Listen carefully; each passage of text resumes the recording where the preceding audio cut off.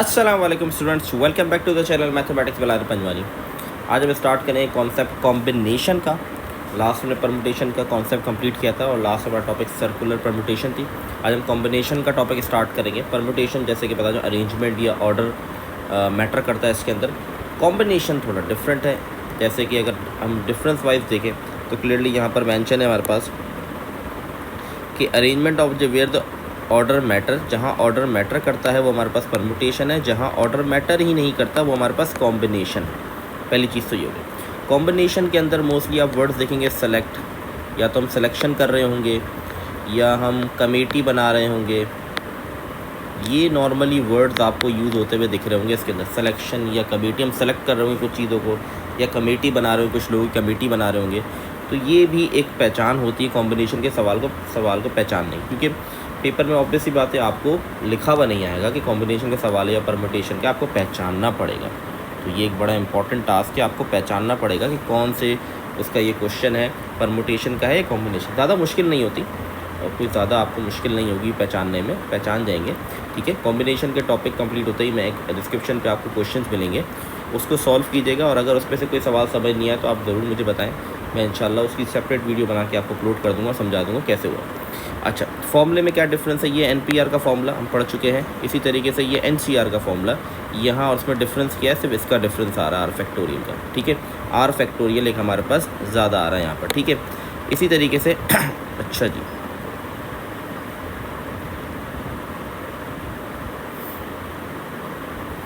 अच्छा हम कॉम्बिनेशन पे थे। अच्छा, इसके अंदर हमारे पास एक और फॉर्मूला बनता है। वो क्या बनता है वो गौर सुने, वो हमारे पास यूज़ हो सकता है कि आगे हमें यूज़ करना पड़े वो फॉर्मूला।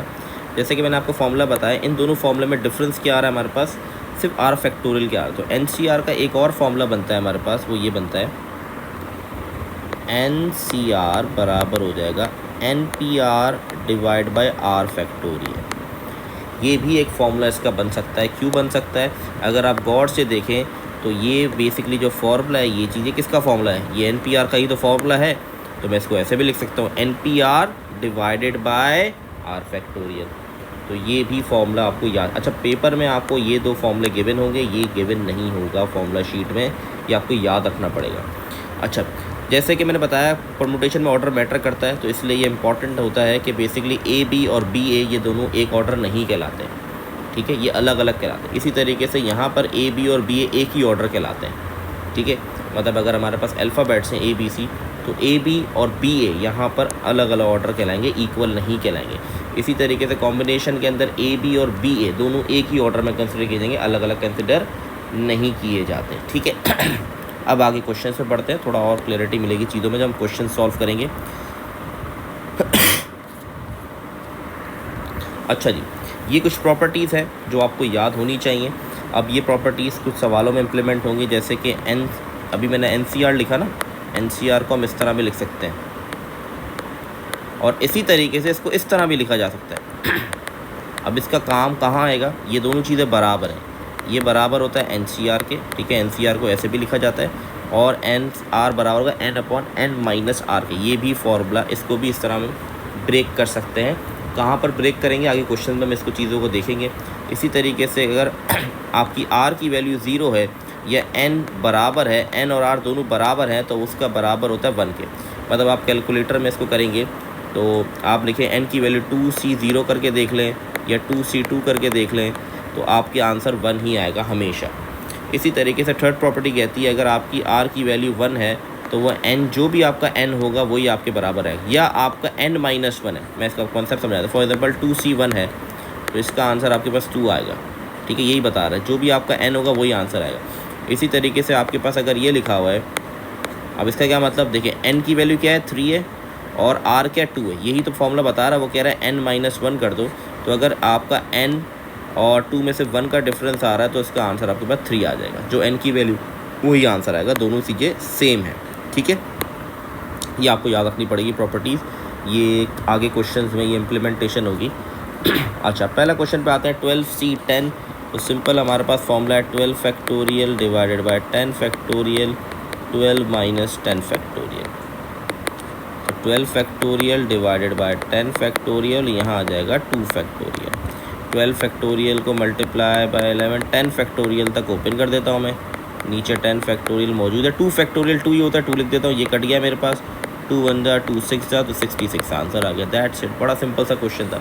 अच्छा, ये भी बिल्कुल वही चीज़ है, 20 C 572, इसको भी ऐसे सॉल्व करना है। अच्छा, एक बहुत इंपॉर्टेंट पॉइंट है, इस तरह के सवाल हमने परमुटेशन के अंदर भी देखे थे। मैं आपको एक बार दिखा देता हूँ क्वेश्चन, ताकि आप लोगों को याद है। ये देख, इसको पहले गौर से देख ले किस तरह लिखा हुआ है, और इसी तरह की चीज़ हमने परमुटेशन के अंदर भी की थी।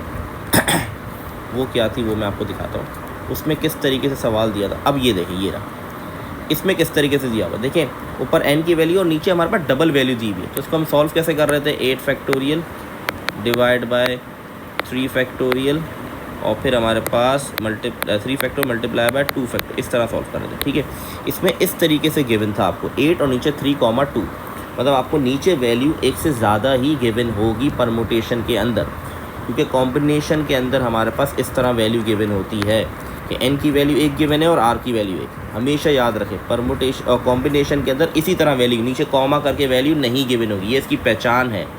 तो हमेशा याद रखें, परमुटेशन में इस तरह नहीं होगी, परमुटेशन के अंदर नीचे कोई ना कोई एक्स्ट्रा वैल्यू होगी, जैसे कि अभी ऊपर मैंने सवाल दिखाया 2,7 लिखा हुआ था, या 2,3 लिखा हुआ हो, कुछ भी लिखा हुआ हो सकता है। यहाँ पर n की एक वैल्यू, r की एक वैल्यू गिवन होगी। तो 20C को सॉल्व करेंगे हम। कैलकुलेटर में कैसे सॉल्व कर सकते हैं, 20 शिफ्ट दबाकर आप डिवाइड का साइन दबाएंगे तो C आ जाएगा, फिर 17 लिखेंगे तो आंसर आ रहा है हमारे पास 1140। तो ये सिंपल सा कॉन्सेप्ट है।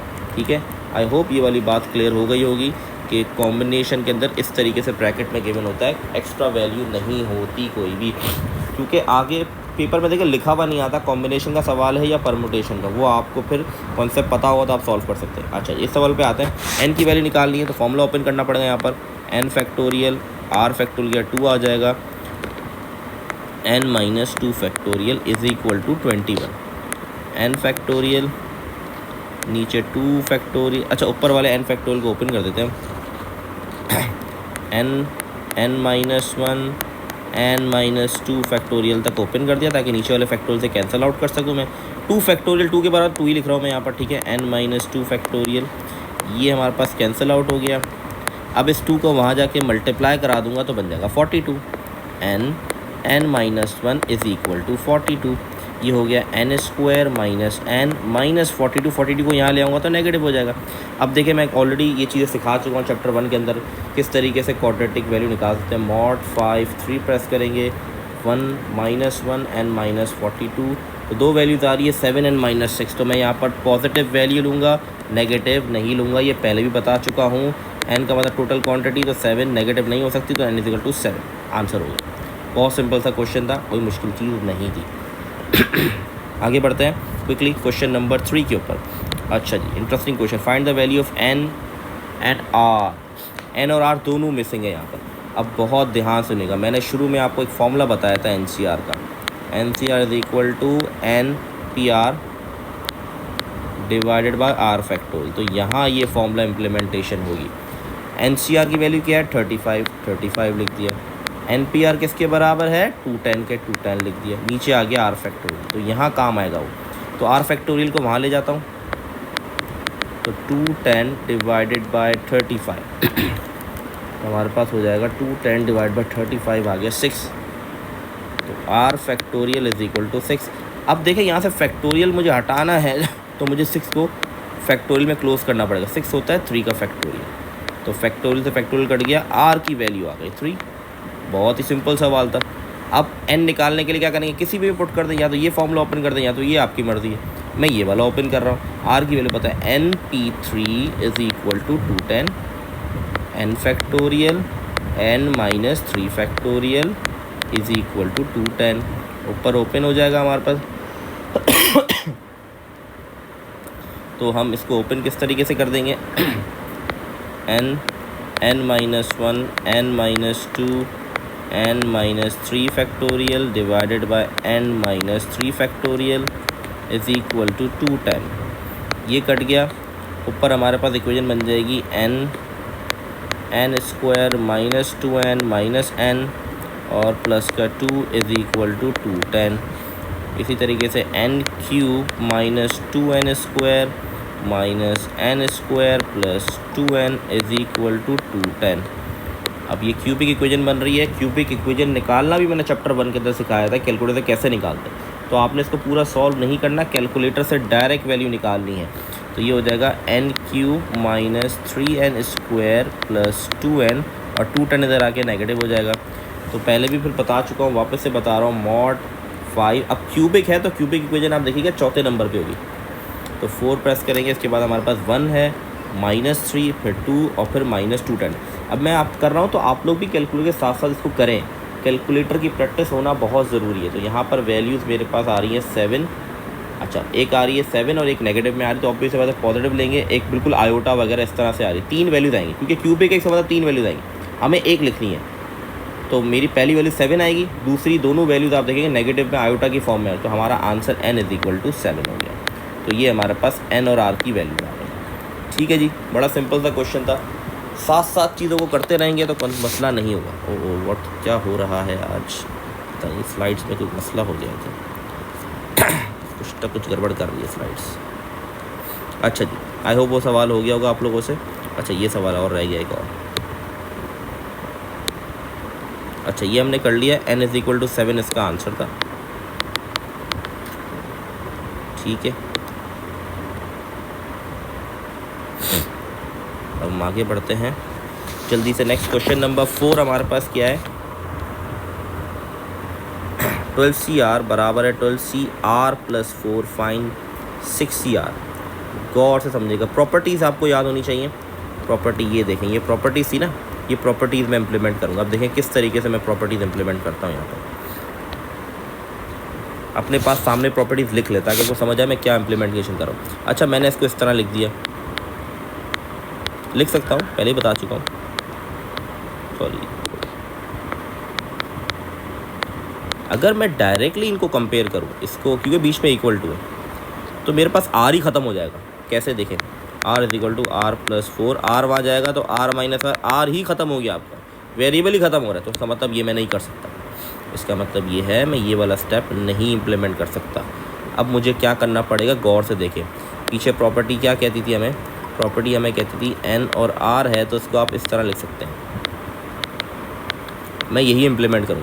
अब ये आपकी मर्ज़ी है, आप इस पे इम्प्लीमेंट करें, पहले वाले पे इम्प्लीमेंट करें या दूसरे वाले पे इम्प्लीमेंट करें, ये आपके ऊपर है। ठीक है, सही जैसा था मैं वैसा ही लिख रहा हूँ अभी। तो अब ये आपकी मर्ज़ी, आप लेफ़्ट साइड पे ये वाली प्रॉपर्टी लगाएं या राइट साइड पे। प्रॉपर्टी क्या रहा है, r लिखा है तो आप n माइनस r कर दो।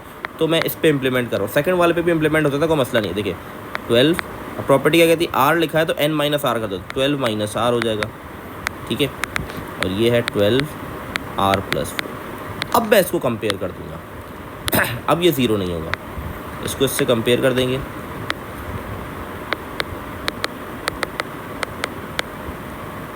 ये r यहाँ ले आऊँगा, इसको वहाँ ले जाऊँगा, तो ये हो जाएगा 8 इज इक्वल टू 2r।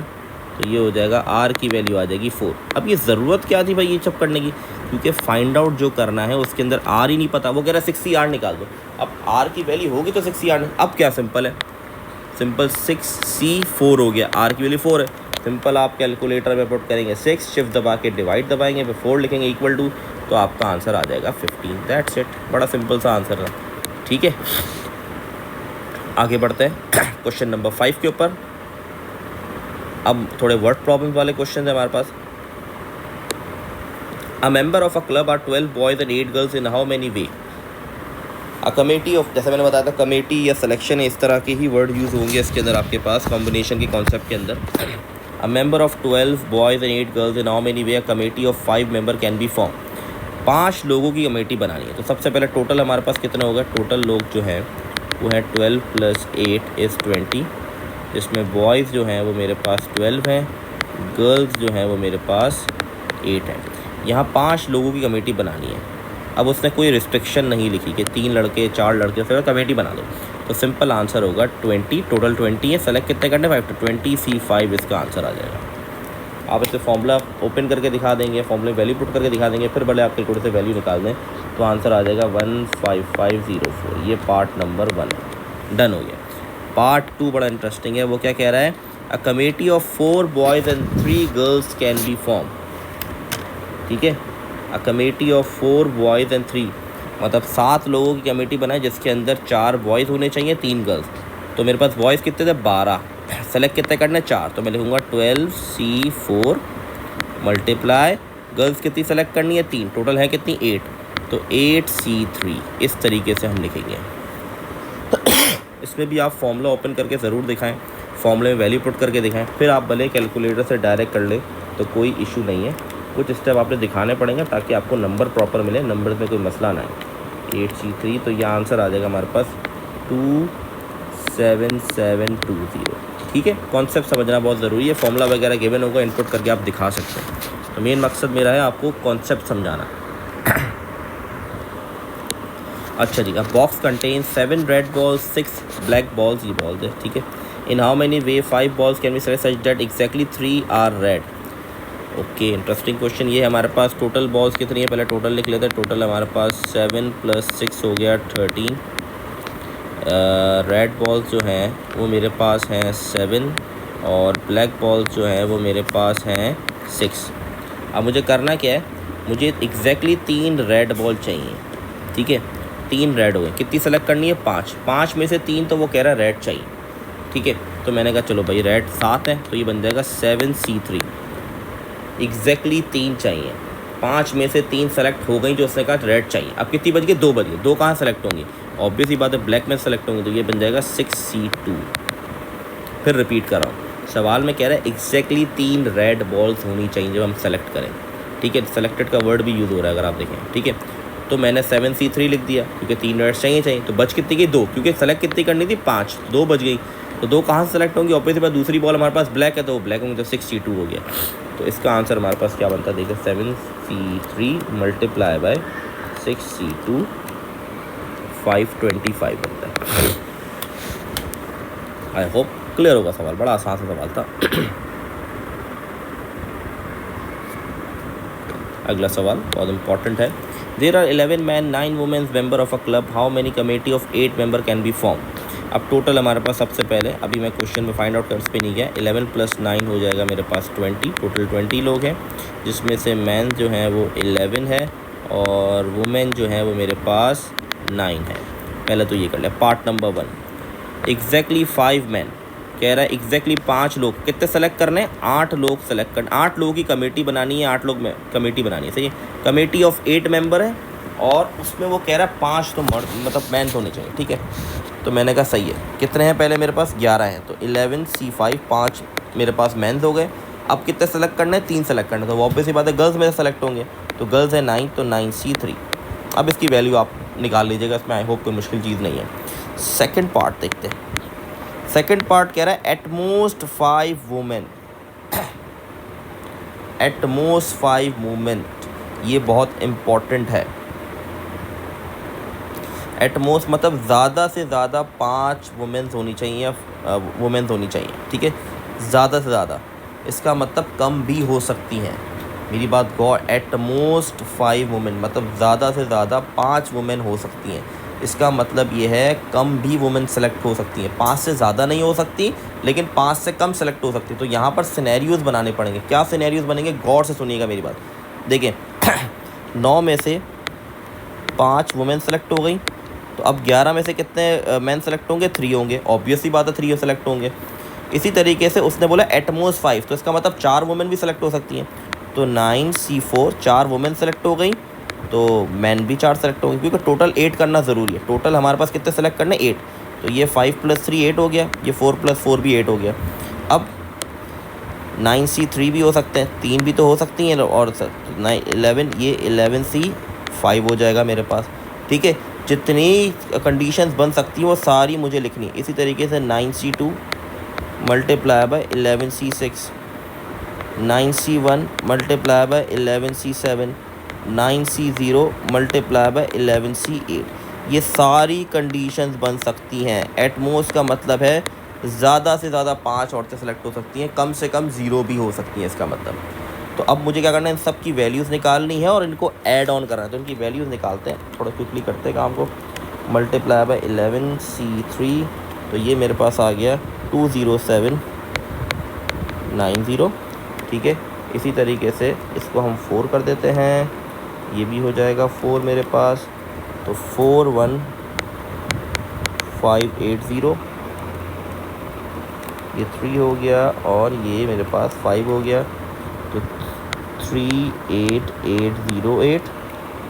इसी तरीके से यहाँ हम 2 हो गया, ये मेरे पास 6 हो गया, तो ये हो जाएगा 16632,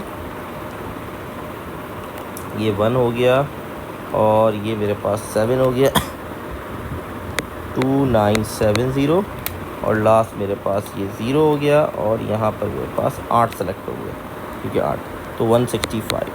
तो अब करना क्या है, मैंने जितने जितने पॉसिबिलिटीज़ बन सकती बना दी भाई। एक पॉसिबिलिटी ये हो सकती थी कि 9 वुमेन्स हो और 3 मर्द हो, दूसरी हो सकती थी 4 वुमेन हो और 4 मेंस हो, इसी तरीके से ऑन हम 0 तक गए, क्योंकि उसने कंडीशन मुझे क्या लगाई थी कि ज़्यादा से ज़्यादा 5 हो सकती हैं, मतलब कम से कम 4 भी हो सकती हैं, 3 भी हो सकती है, 2 भी। तो हम इन सबको ऐड कर देते हैं।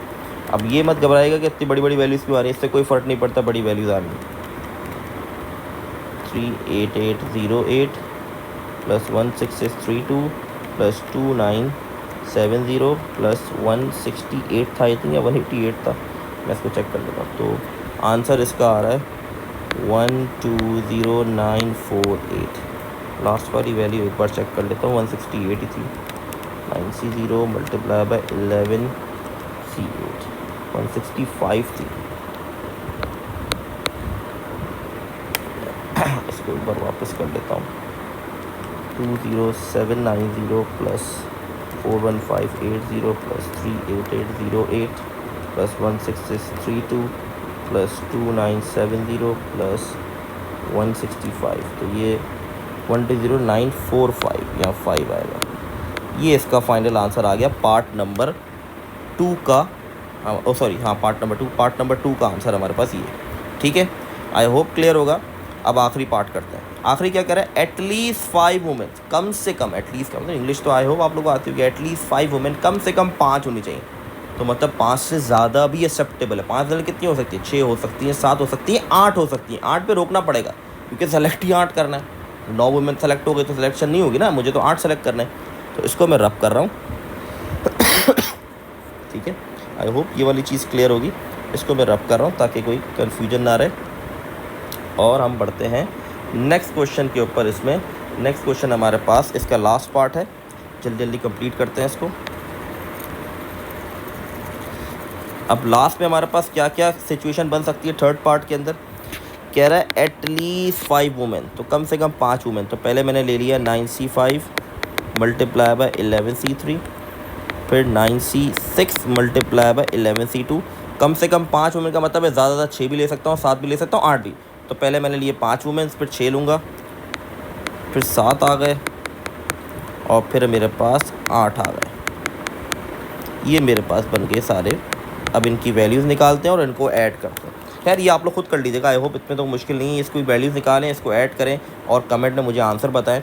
अगर गलत आंसर होगा तो मैं आपको सॉल्यूशन शेयर कर दूँगा, कोई मसले की बात नहीं है। आई होप क्लियर होगा। क्विकली आगे बढ़ते हैं नेक्स्ट क्वेश्चन के ऊपर ताकि इसको वाइंड अप करें क्विकली चीज़ों को। आई होप ये कॉन्सेप्ट क्लियर होगा।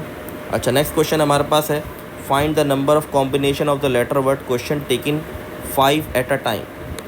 ठीक है तो कितने हमारे पास है, 1 2 3 4 5 1 2 3 4 5 6 7 8। ओके 8 है और 5 सेलेक्ट करना, सिंपल 8C5 आंसर हो गया, दैट्स इट। कोई मुश्किल चीज़ नहीं थी, बड़ी आसान सा कॉन्सेप्ट था। Find the number of combination letter of word question taking 5 at a time. 5 लेने एक वक्त में तो 8C5 आंसर आ जाएगा हमारे पास। नेक्स्ट वाला थोड़ा इंटरेस्टिंग क्वेश्चन है, how many words can be form by the 3 vowels and 4 consonant out of 5 vowels and 7 consonant. अब ऊपर कह रहा है find the number of combination, clearly लिखा हुआ था कॉम्बिनेशन ऑफ द लेटर्स। मुझे कॉम्बिनेशन बनाना था यहाँ पर लेटर्स का, ठीक है, तो 8C5 बन गया। यहाँ कह रहा है how many words can be form, कितने वर्ड्स बन सकते हैं। तो आपके जहन में आएगा वर्ड्स वाले सवाल तो मैं परमुटेशन में भी किए थे, तो इसमें कैसे पहचानेंगे। तो पहले तो ये बेसिकली दोनों का मिक्सचर है, परमुटेशन कॉम्बिनेशन। अब ध्यान सुनिएगा, वर्ड्स बनाने हैं, पहले तो मैं सिलेक्शन करनी है, गौर से देखें तो मुझे 5 वॉवल में से 3 वॉवल सेलेक्ट करने हैं और 7 में से 4 सेलेक्ट करने, सिलेक्शन ही है ना। तो पहले तो मैं लिख दूंगा वॉवल्स की बात करें तो 5 में से 3 सेलेक्ट करने हैं और 7 में से 4 सेलेक्ट कर दें। ये तो मेरी सिलेक्शन हो गई। अब जो वर्ड्स बनेगा, जो 3 वॉवल सेलेक्ट हुए हैं और 4 कॉन्सोनेंट सेलेक्ट हुए, उनके वर्ड्स बनाने, और जो उनके वर्ड्स बनाने हैं मुझे, उसकी क्या होगी, परमुटेशन होगी। उन 7 वर्ड की क्या होगी, परमुटेशन होगी। फॉर एग्जांपल मैं आपको 3 वर्ड देता हूँ, ए आई ओ, हम ले लेते हैं बाकी हम ले लेते हैं एच ए, सॉरी ये तो मैं ले चुका हूँ वापस, ये और word H F P Q.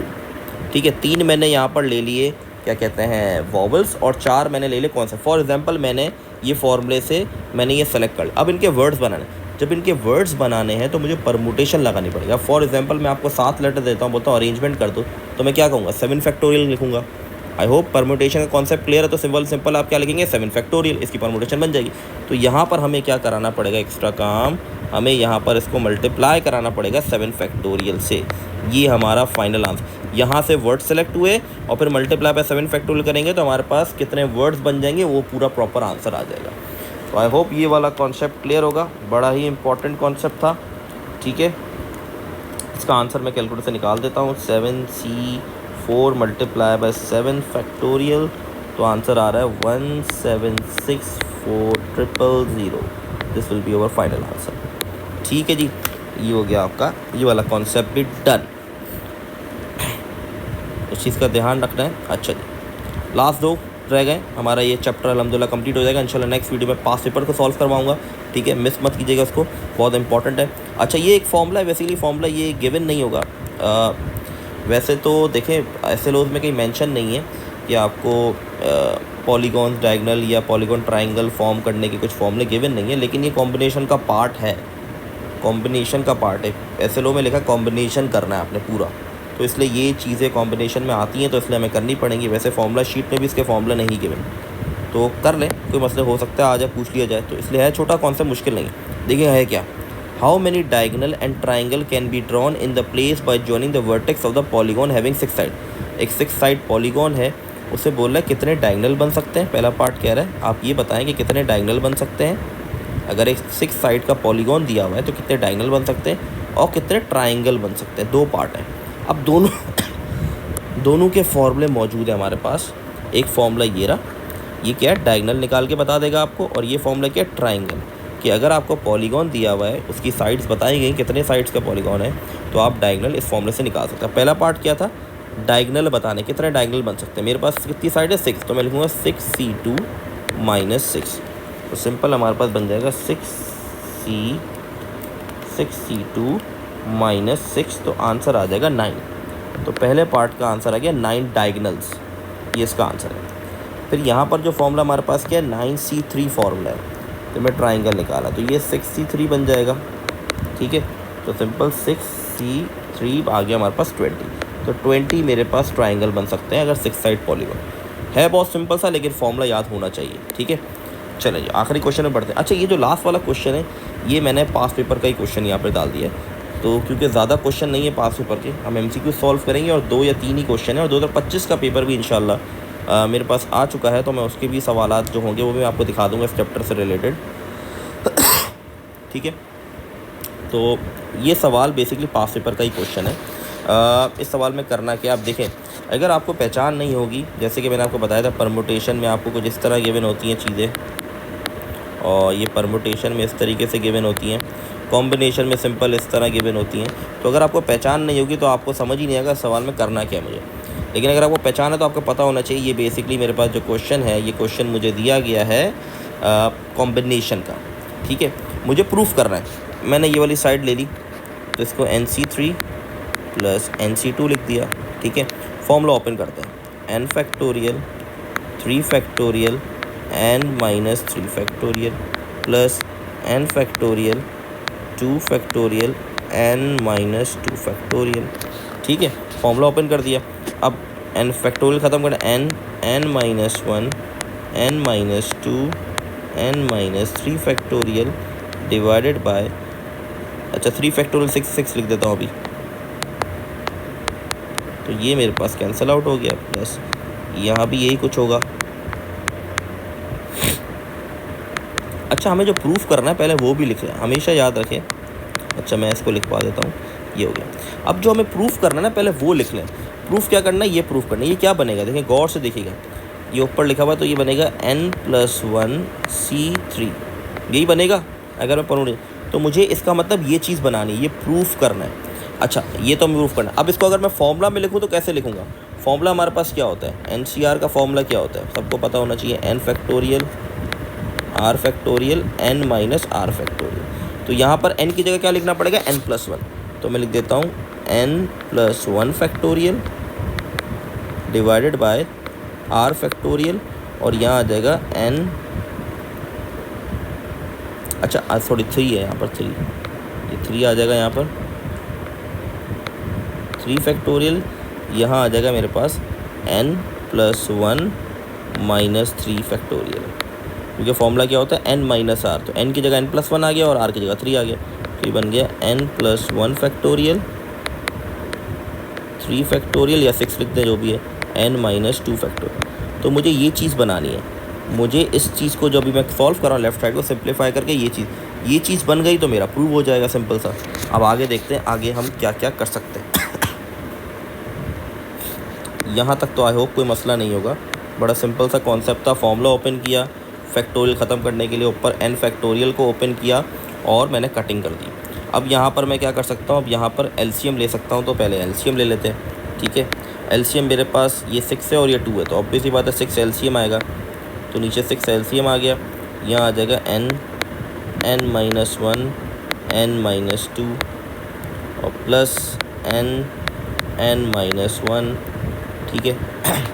और अच्छा सॉरी, यहाँ मल्टीप्लाई, यहाँ पर मेरे पास 2 था, तो 2 के टेबल में 6 कब आता है, 3 था, क्योंकि देखिए LCM 6 आया और यहाँ पर 2 मौजूद है। 2 के टेबल में कब आता है 6, 3 था, तो मुझे 3 से मल्टीप्लाई करना पड़ेगा, ये बन जाएगा 3n n-1, ठीक है। अब अगला स्टेप में क्या कर सकता हूँ, कॉमन ले सकता हूँ, और कोई तो ऑप्शन है नहीं, तो मेरे पास n कॉमन आ रहा है और कुछ कॉमन नहीं आ रहा है, n और n-1 कॉमन, n-1 कॉमन ले लिया, बच क्या गया मेरे पास n-2 प्लस 1, ठीक है, ये मेरे पास बच गया। तो n-2 ये बच गया और ये पूरी चीज़ बाहर, अच्छा सॉरी, अच्छा एक बार वापस कर देता हूँ ताकि कन्फ्यूजन ना हो, देख ले गौर से, एक बार मैं वापस कॉमन लेके देता हूँ, यहाँ गड़बड़ ना हो जाए, छोटी सी गलती पूरा मिस्टेक कर देगी। तो ये देखिए n-1 कॉमन आ चुका है, ठीक है। 6 को भी बाहर ले लेता हूँ मैं, सही है, 6 को भी मैंने बाहर ले लिया। अब मेरे पास क्या बच गया, देखें यहाँ से बच गया n-2, ये n-2 बच गया, और यहाँ क्या बच गया, ये चीज़ तो कॉमन जा चुकी है, सिर्फ 3 बच गया, प्लस का 3। तो अब देखिए ये हो गया n-1 और यहाँ आ गया n+1 डिवाइड बाय 6। अब मुझे जो प्रूफ करना है उसके अंदर 3 फैक्टोरियल, और मुझे पता है 6 जो होता है वो 3 फैक्टोरियल के बराबर होता है, तो उसको मैंने 3 फैक्टोरियल लिख दिया। 6 को मैंने क्या किया 3 फैक्टोरियल, क्योंकि जो प्रूफ करना उसकी तरह बनाना पड़ेगा। अब जो इम्पोर्टेंट काम है वो अब स्टार्ट होने वाला है, क्योंकि ये थोड़ा कॉन्सेप्चुअल चीज़ें हैं, समझ लें। अब मुझे ऊपर चाहिए n+1 फैक्टोरियल, नीचे चाहिए n-2 फैक्टोरियल। पहले तो मैं इसकी अरेंजमेंट कर रहा हूँ, n+1 n और n-1, ठीक है, क्योंकि अगर आपको याद हो मैंने फैक्टोरियल में सिखाया था n फैक्टोरियल कैसे ओपन होता है, n-1 n-2 n-3, और अगर लेफ़्ट पे जाएंगे तो n+1 n+2 n+। अब अगर फॉर एग्जांपल मेरे पास नंबर है, जैसे अगर आपको याद हो 6 हमने क्वेश्चन किया था, 654 लिखा हुआ था और हमें इसको क्लोज़ करना था 6.5, इसको मुझे फैक्टोरियल में क्लोज़ करना था, तो मैं डायरेक्टली फैक्टोरियल 6 फैक्टोरियल आंसर नहीं लिख सकता, ये गलत था, क्योंकि मुझे कोई फैक्टोरियल वैल्यू चाहिए, क्योंकि फैक्टोरियल एंड तक ओपन होता है, कहाँ तक होता है 1 तक। तो इसीलिए हमने क्या किया था, अगर आपको याद हो तो हमने किया था multiply by 3 multiply by 2 multiply 1, और नीचे भी यही चीज़ की थी, ठीक है, यही चीज़। फिर हमारे पास ये हो गया था 6 फैक्टोरियल, नीचे आ गया था 3 फैक्टोरियल, ये आंसर आ गया था, ये हमने सवाल किया। यहाँ भी अगर मुझे n+1, क्योंकि प्रूफ में मुझे चाहिए n+1 फैक्टोरियल, अगर मुझे n+1 फैक्टोरियल में इसको बंद करना है तो मुझे यहाँ पर n-1 फैक्टोरियल की रिक्वायरमेंट है, क्योंकि फैक्टोरियल होगा एट दी एंड तभी वो बंद हो सकता है, इसके पहले कैसे बंद कर सकता हूँ। नंबर्स जो होते हैं उसमें क्या होता है, अगर 1 तक लिखा हुआ है तो फैक्टोरियल में क्लोज हो जाएगा, लेकिन अगर हम इस जनरल फॉर्म में देखें तो मुझे एक फैक्टोरियल फॉर्म चाहिए, तो मैं यहाँ पर क्या करूँगा, n-2 फैक्टोरियल को मल्टीप्लाई और डिवाइड करा दूँगा। मैथ्स का रूल है, आप करा सकते हैं मल्टीप्लाई डिवाइड। तो मैंने क्या किया, n-2 फैक्टोरियल को मल्टीप्लाई और डिवाइड करा दिया। इससे हुआ कि अब गौर से देखिएगा, प्रूव हो गया हमारा। ये जो ऊपर वाली चीज़ आप देख रहे हैं, इसको मैं किस में क्लोज कर सकता हूँ? इसको मैं क्लोज कर सकता हूँ n+1 फैक्टोरियल में, और नीचे क्या बच गया? 3 फैक्टोरियल और n-2 फैक्टोरियल। यही तो प्रूफ करना था, बन गया। अब इसको जैसे पूछा गया था वैसे लिख देंगे। कैसे लिख देंगे? जैसे क्या लिखा था, n+1 और नीचे आ जाएगा 3, तो ये आप लिख देंगे हैंस प्रूफ। ये याद रहे, ये 2 बार रिपीट हुआ ये सवाल पास पेपर में। मैं आपको दिखाऊंगा 2 बार ये सवाल आया हुआ पास पेपर में। ठीक है, तो ये हो गया हमारा, अल्हम्दुलिल्लाह से ये चैप्टर कंप्लीट हो गया। तो आई होप चीज़ें क्लियर होंगी। आसान चैप्टर है, बस प्रैक्टिस की ज़रूरत है। इसके प्रैक्टिस क्वेश्चन भी मैं अपलोड करूँगा, उसको प्रैक्टिस करें।